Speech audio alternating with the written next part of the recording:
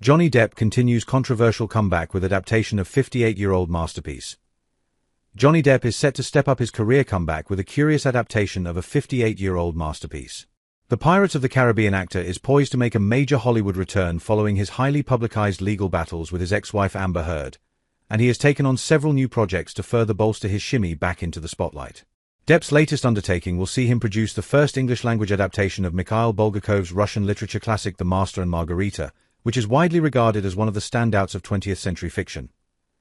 According to The Hollywood Reporter, the upcoming screen adaptation of The Master and Margarita was announced during the 2025 Red Sea International Film Festival, RIF, in Saudi Arabia last week.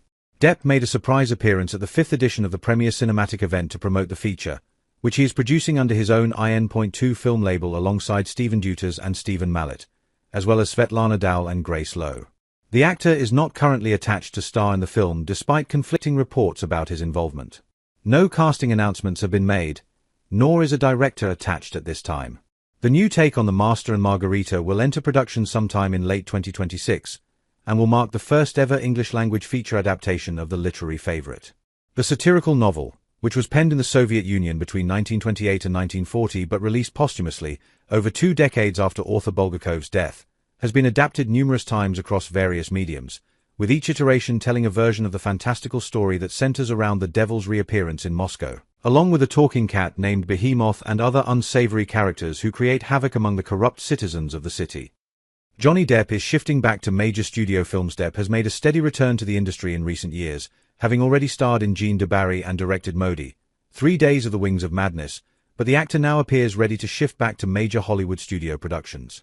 As part of his career resurgence, he secured a role in the Lionsgate thriller Day Drinker opposite Penelope Cruz and signed on to star in the likely offensive biblical comedy The Carnival at the End of Days from longtime collaborator Terry Gilliam.